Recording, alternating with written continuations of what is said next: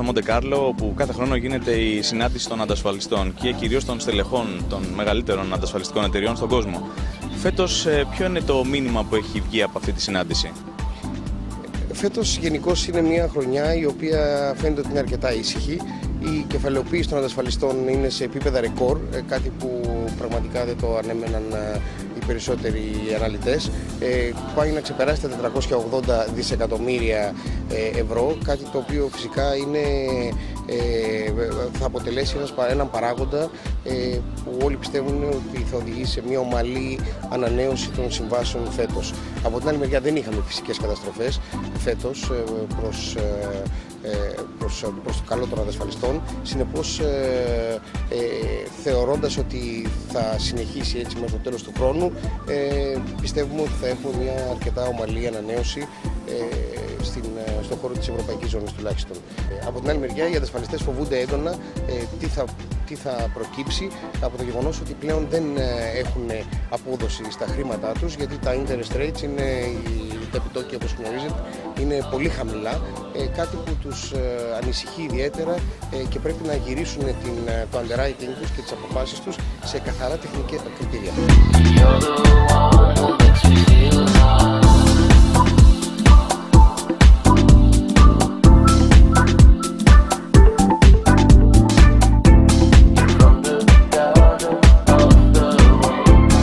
Φέτος είναι η 10η χρονιά που προσωπικά παρακολουθώ το συνέδριο.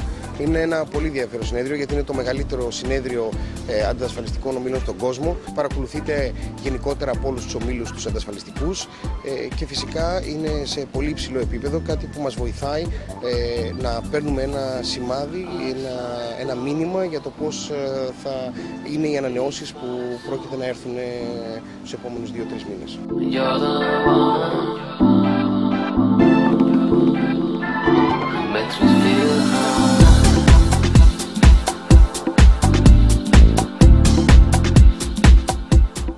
Πώς βλέπει η αντασφαλιστική αγορά διεθνώς λίγο την Ελλάδα?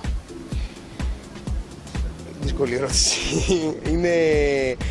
Φυσικά το ρίσκο της Ελλάδας είναι πολύ high στην ατζέντα και πολύ ψηλά στην ατζέντα των αντασφαλιστών.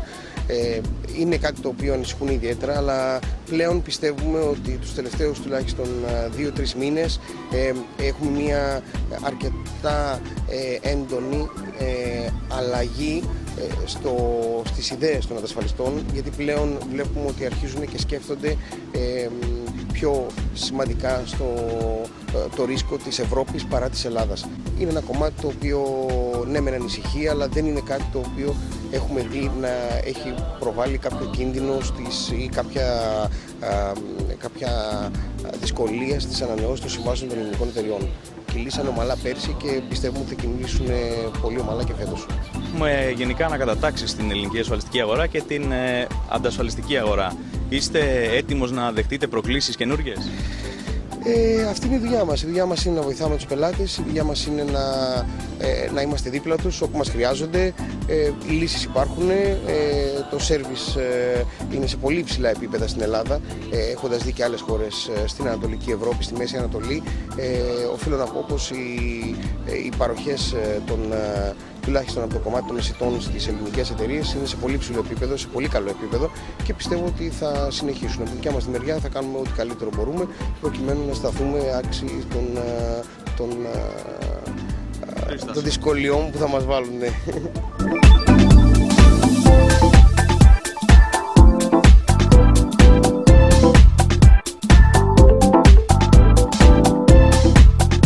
The major reinsurers are experiencing a good year.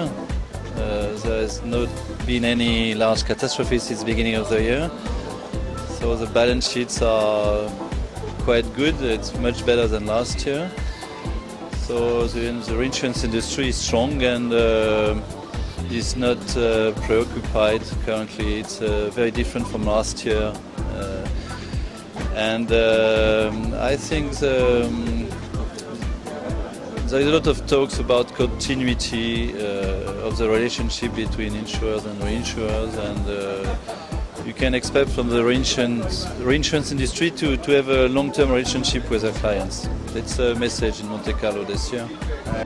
I would say there are some concerning topics still about the Eurozone in general, and so what could affect the results of the reinsurers this year and the results of the insurance industry is a collapse of the Eurozone or a rapid deterioration of the Eurozone. It's still in the picture. It's still something which is a possibility. I think that the reinsurers, we are supporting the Greek market. We have been supporting the Greek market in the difficult times, so through the last 2 years, and they know their clients, they know the market well, they know the difficult financial and economic environment, and they are here to stay. It's a question of personal and business relationship. And as far as the Greek insurance industry is concerned, the Greek insurers, they made a lot of progress over the last 2 years, and they could improve in the middle of the crisis, and they could deliver good results, and they need to deliver good results to transfer their capital base, and they are good professionals, and I think reinsurers like to work with good professionals. So. Right. Okay. So I don't expect the renewals to be a problem for the Greek insurers. I think they will have the support of their insurers, especially of Axis, of course.